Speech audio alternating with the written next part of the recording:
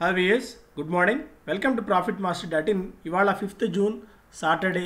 ఓవర్గా ఈ weekend major business headlines ఏమున్నాయి, దాని ఇంపాక్ట్ నెక్స్ట్ ట్రేడింగ్ డే రోజున ఎలా ఉండబోతున్నాయి అన్ని అంశాలు చూద్దాం. ముందుగా యుఎస్ మార్కెట్స్లో నిన్న కొద్దిగా పాజిటివ్నెస్ కనిపించింది. S&P 500 on Friday to close out winnowing week near record స్థాయి దగ్గర నిన్న S&P 500 క్లోజ్ అయింది 0.8%, 0.9% గెయిన్స్తో. నాస్డాక్ కూడా ఆల్మోస్ట్ ఒక 1.5% వరకు లాభపడింది. ఓవరాల్గా ట్రెండ్ మళ్ళీ అక్కడ కాస్త పాజిటివ్గా ఉంది. నిన్న క్లోజ్ అయిన ఏషియన్ మార్కెట్స్లో కూడా ఒక మిక్స్డ్ ట్రెండ్ ఉంది. నికాయ్ 0.5% కోల్పోతే షాంఘై 1/4% మేర లాభపడింది.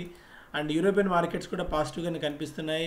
ఆయిల్ బ్రెంట్ క్రూడ్ $72 దగ్గర ట్రేడ్ అవుతుంటే గోల్డ్ $1894, $1895 దగ్గర ట్రేడ్ అవుతుంది. Most of the analyst community అంతా కూడా గోల్డ్ మేబీ $2000 పైన ట్రేడ్ అయ్యే అవకాశాలు ఎక్కువగా ఉన్నాయి. $2000 మించి ట్రేడ్ కావచ్చన్న అంచనాలను సంకేతాలను సూచిస్తున్నారు.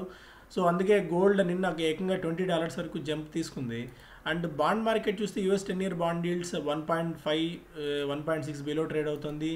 క్రిప్టో కరెన్సీలో బిట్కాయిన్ 1.7, ఎథీరియం 3.2, లైట్ కాయిన్ 2.7% మేర లాభపడింది. బిట్కాయిన్కి సంబంధించి ఒక మేజర్ న్యూస్ ఉంది రిజర్వ్ బ్యాంక్ ఆఫ్ ఇండియా నుంచి. సో దాన్ని కూడా మనం చూద్దాం. అండ్ నేను యుఎస్ నుంచి ఒక పాజిటివ్ న్యూస్ వచ్చింది ఏంటంటే US job growths picks up in May, unemployment rate falls to 5.8%. So unemployment rate 5.8% దిగి వచ్చిందని.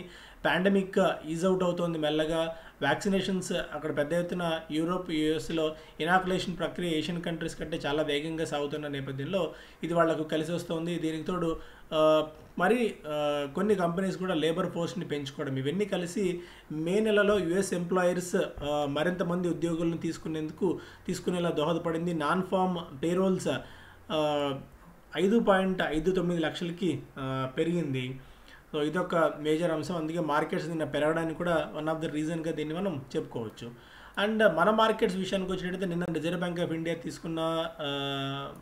ఆఫ్ ఇండియా చేసిన వ్యాఖ్యలు అండ్ వాళ్ళు మెయింటైన్ చేసిన స్టేటస్కు అకామిడేటివ్ స్టాన్స్ ఇవన్నీ కూడా ప్రధానంగా 2 దినపత్రికల్లో economic times and business standard cover చేస్తాయి. Accommodative stance stays FY22 growth forecast cut by a percentage point 9.5. So 10.5 నుంచి 9.5%. Most of the broking companies and most of the fund హౌస్లు అలాగే మన రేటింగ్ కంపెనీస్ అన్నీ కూడా ఈసారి Indian growth rate double digit కాదు, single డిజిట్గా పరిమితం కావచ్చన్న అంచనాలతో ఉన్నాయి. సో అందుకు తగ్గట్టు రిజర్వ్ బ్యాంక్ ఆఫ్ ఇండియా కూడా గ్రోత్ రేట్ని 10.5 నుంచి 9.5కి తగ్గించింది. But still 9.9% of GDP growth is not a small joke after almost 1.5 year pandemic తర్వాత. And stands against crypto unchanged. నిన్న శక్తికాంత్ దాస్ గారు చాలా క్లియర్గా చెప్పారు. సో మేజర్ కన్సర్న్స్ అయితే క్రిప్టో కరెన్సీ మీద ఉన్నాయి. ఆ కన్సర్న్స్ అన్నీ ప్రభుత్వానికి నివేదిక రూపంలో సమర్పించాము. Banks citing old circular stuck down by surprising. So గతంలో వాళ్ళు ఇచ్చిన సర్క్యులర్ ఆధారంగా బ్యాంక్స్ బిహేవ్ చేయడం అయితే దాన్ని ఆశ్చర్యంగా అనిపించింది.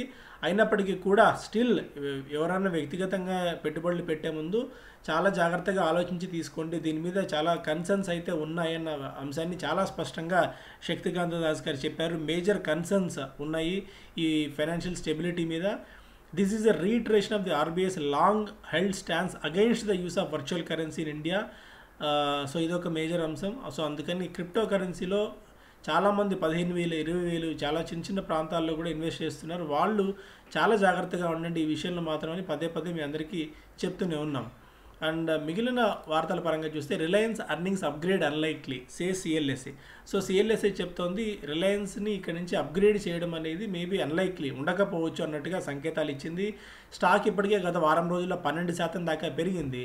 అయితే మేజర్గా ఈ CLSA ఎక్కడ కన్సర్న్ చూపిస్తుంది అంటే ఈ మధ్య యాన్యువల్ రిపోర్ట్లో ముఖేష్ అంబానీ గారు చాలా అంశాలు మాట్లాడారు. ఒకటి, మనకి లిక్విడిటీ పొజిషన్ చాలా పటిష్టంగా ఉంది. 3 గ్రోత్ ఇంజన్స్కి అవసరమైన డబ్బులు రెడీగా ఉన్నాయి. బ్యాలెన్స్ షీట్ చాలా పటిష్టంగా ఉందని చెప్పి ఆయన వ్యాఖ్యలు చేశారు.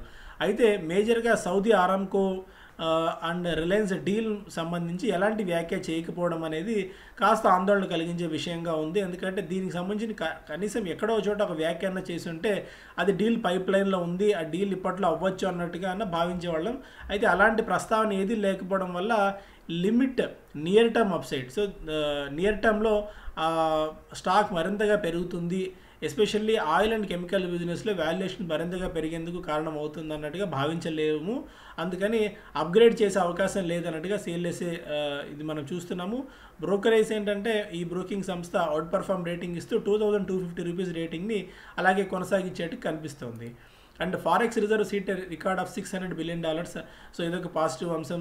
మేజర్గా నిన్న ఆర్బీఐ గవర్నర్ శక్తికాంత్ దాస్ గారు చెప్తున్నట్టు $600 బిలియన్ రిజర్వ్స్ ప్రస్తుతం మన దగ్గర ఉన్నాయి. సో చాలా పటిష్టమైన స్థితిలో మనం ఉన్నామనేందుకు ఇదొక సంకేతంగా మనం చూడాలి. 2008లో గ్లోబల్ ఫైనాన్షియల్ క్రైసిస్ టైంలో $100 బిలియన్ కంటే తక్కువ ఉన్న స్థాయి నుంచి మనం చాలా పటిష్టమైన స్థాయికి చేరుకున్నాము. Pump priming in times of corona, central bank to inject 1.2 lakh crores to bond purchases in Q2. So రెండో క్వార్టర్లో ఓపెన్ మార్కెట్ ఆపరేషన్స్ ద్వారా క్వాంటిటేటివ్ ఈజింగ్ చేస్తుంది బాండ్ బయింగ్ పర్చేజ్. అంటే ప్రభుత్వం బాండ్లను కొనుగోలు చేసి ఆర్థిక వ్యవస్థలోకి 1.2 లక్షల కోట్ల రూపాయలని ఎకానమీలోకి ఇంజెక్ట్ చేసే ప్రయత్నం చేస్తుంది. దీనివల్ల ఇలాంటి పరిస్థితులు ఏమవుతుందంటే లిక్విడిటీ అవసరం చాలా ఎక్కువగా ఉంటుంది పాండమిక్ తర్వాత. సో అలాంటి లిక్విడిటీని ఎకానమీలోకి పంప్ చేయడానికి డిమాండ్ కుంగిపోకుండా జాగ్రత్త పడేందుకు Reserve Bank of India open market ద్వారా government bond acquisition programme GSAP అంటాం, ఆ జీసాప్ ద్వారా బాండ్ బయింగ్ చేస్తామని చెప్తోంది. సో ఇదొక పాజిటివ్ అంశం ఓవరాల్గా బ్యాంకింగ్ వ్యవస్థకి ఆర్థిక వ్యవస్థకి. 100+ new global captives may open doors here in 21. So ఇది ఐటీ కంపెనీస్కి చాలా పాజిటివ్ అయిన వార్త. Global companies turning to India for digital transformation. So NASSCOM vice president KS Viswanathan గారు చెప్తున్నారు, చాలా కంపెనీస్ ఇండియాలో అడుగుపెట్టే అవకాశం ఉంది. 100 మల్టీనేషనల్ కంపెనీలు తమ ఇన్హౌస్ క్యాపబిలిటీ సెంటర్స్ లేదా క్యాప్టివ్ యూనిట్స్ని ఇండియాలో నెలకొల్పబోతున్నారు అన్నట్టుగా నాస్కామ్ చెప్తోంది. సో నాస్కామ్ చెప్పింది అంటే సో ఇందులో ఎంతో కొంత నిజం ఉందని మనం భావించాలి. ఎందుకంటే ఇది అన్నిటి కలిపి అన్ని ఐటీ కంపెనీస్ కలిసి ఒక పెద్దన్నలాగా ఒక ఇండస్ట్రీ బాడీ కాబట్టి ఇది. సో 2020 లల్ తర్వాత అంటే 2020లో ఉన్న ఒక అనిశ్చితి తర్వాత 2021లో ఐటీ కంపెనీస్ మరింత మెరుగైన పనితీరును కనబరిచే అవకాశం ఈ టైంలో ఉంది.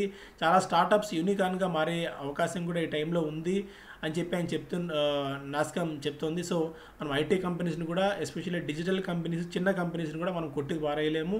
అలాంటి పొటెన్షియల్ ఉన్న కంపెనీస్ ఉన్నాయి. ఎస్పెషల్లీ హ్యాపీయెస్ట్ మైండ్స్ లాంటివి, టాటా ఎలక్సీ లాంటివి డిజిటల్ వైపు దిశగా అడుగులు వేస్తున్న తరుణంలో ఇలాంటి వాటిని మనం మ్యాస్టెక్ లాంటి కంపెనీస్ చిన్న కంపెనీస్ కదా అని మనం కొట్టి పారేయలేము. సో అలాంటి వాటిల్లో కూడా మనం మెరుగైన పనితీరు కనబరిచే అవకాశం ఉంటుంది.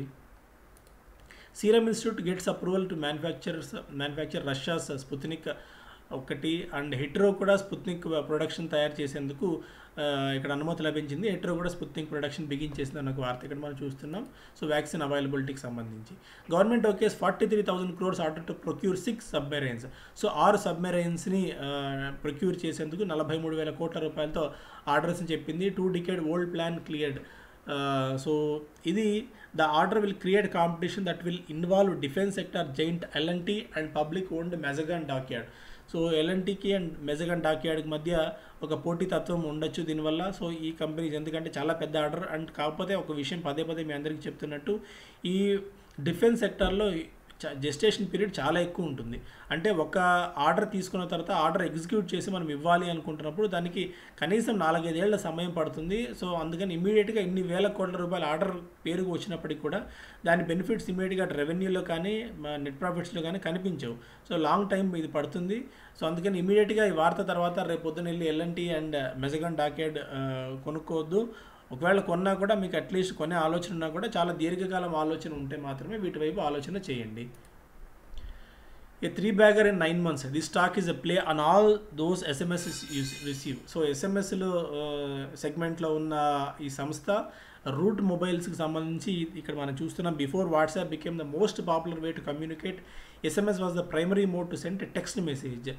Now we open our messaging apps mostly to check one-time passwords or create a debit messages from banks. So ఒకప్పుడు ఎస్ఎంఎస్లు అంటే ప్రయారిటీ ఉండేది, ఎస్ఎంఎస్కి విలువ ఉండేది. ఇప్పుడు వాట్సాప్ వచ్చిన తర్వాత, టెలిగ్రామ్ లాంటివి వచ్చిన తర్వాత so easy mode of communication అయిపోయింది కాబట్టి టెక్స్ట్ మెసేజ్కి అంత ప్రాధాన్యత తగ్గిపోయింది.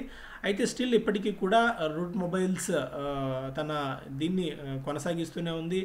In about 9 months its listing year, shares of this company has jumped nearly 3 times.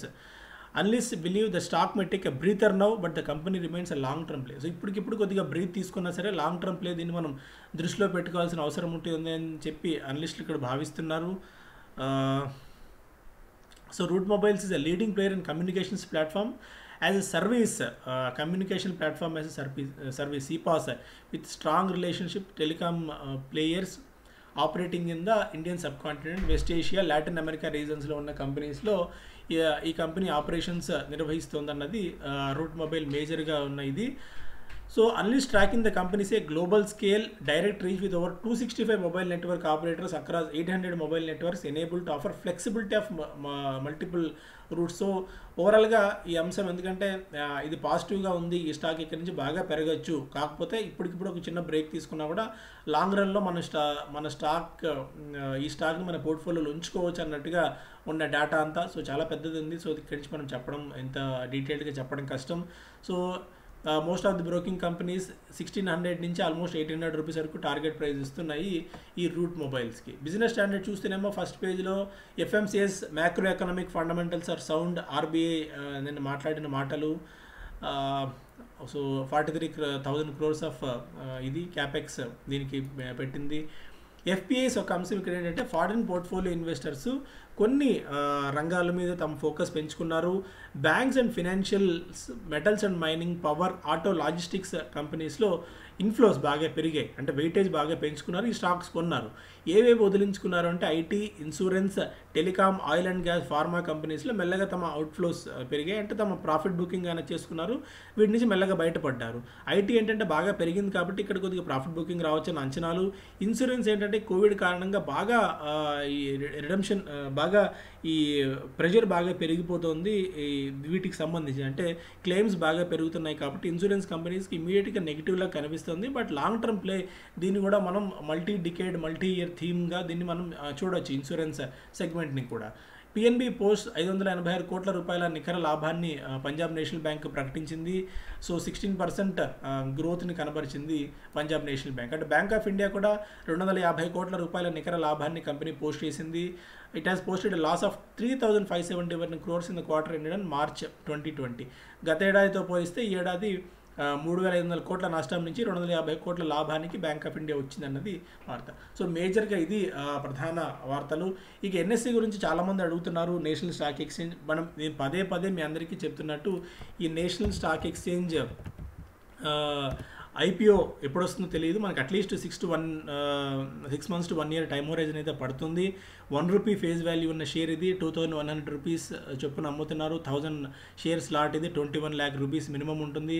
HNIs, high net worth individuals, అంటే అట్లీస్ట్ 50 లక్షల రూపాయల కంటే అధిక పోర్ట్ఫోలియో ఉన్న వాళ్ళు మాత్రమే వీటిలో ఇన్వెస్ట్ చేసుకోండి. ఎందుకంటే వీటికి అట్లీస్ట్ సుదీర్ఘకాలం కనీసం 3 సంవత్సరాల పాటు వెయిట్ చేయాల్సి ఉంటుంది. ఎందుకంటే ఐపీఓ వచ్చి ఐపీఓ లిస్ట్ అయిన 1 year వరకు మనం ఈ షేర్స్ సెకండరీ మార్కెట్లో అమ్ముకోవడానికి వీలుండదు. ఎవరైతే లాంగ్ టర్మ్ హొరైజన్ దృష్టిలో పెట్టుకుంటారో వాళ్ళకు మాత్రం చాలా ఉపయుక్తంగా ఈ ప్రీ ఐపీఓ అన్లిస్టెడ్ షేర్స్ ఉంటాయి. అయితే పదే చెప్తున్నట్టు ఎక్కువ కార్పస్ ఉన్న వాళ్ళకి, హై నెట్వర్త్ ఇండివిజువల్స్కి మాత్రమే ఇది ఉపయోగపడుతుంది. నేను నిన్న కూడా చెప్పినట్టు ఎవరో ఒక 2-3 ఫ్రెండ్స్ కలిసి దాన్ని చేసుకొని ప్లాన్ చేసుకుందాం అనుకోవడం మాత్రం అది సరైన పద్ధతి కాకపోవచ్చు. ఎందుకంటే మీ risk reward ratio, risk profiling చేయకుండా మనం దీన్ని గుడ్డిగా బాగా పెరుగుతుంది కదా, డబుల్ అవుతుంది కదా అన్న ఉద్దేశంతో మాత్రం పెట్టడం అయితే కరెక్ట్ కాదన్న విషయం మాత్రం పదే మీ గమనంలో ఉంచుకోండి. And today we're closing the bookings. ఫైనల్గా NSEకి సంబంధించిన బుకింగ్స్ ఈరోజు నుంచి క్లోజ్ చేయబోతున్నాం. సో తర్వాత బుకింగ్స్ అయితే ఉండవు, ఎందుకంటే చాలా కాలం తర్వాత మళ్ళీ ఒక ఆల్మోస్ట్ 6 to 8 months తర్వాత ఇప్పుడే షేర్స్ వచ్చాయి. షేర్స్ కూడా దాదాపుగా మార్కెట్లో డ్రై అప్ అయిపోయాయి కాబట్టి ఈరోజు ఫైనల్ బుకింగ్. సో ఇంట్రెస్ట్ ఉన్న వాళ్ళు మాత్రమే, దట్టు హై నెట్వర్త్ ఇండివిజువల్స్, పదే నేను చెప్తున్నట్టు 50 లక్షలకు మించి పోర్ట్ఫోలియో ఉండి సీరియస్గా ఉన్న వాళ్ళు మాత్రం పైన నెంబర్ ఉంది కదా 7995127008 నెంబర్కి మీ డీటెయిల్స్ వాట్సాప్ చేయండి. మా టీం మీతో సంప్రదిస్తారు. So thank you so much. Have a great day, great weekend.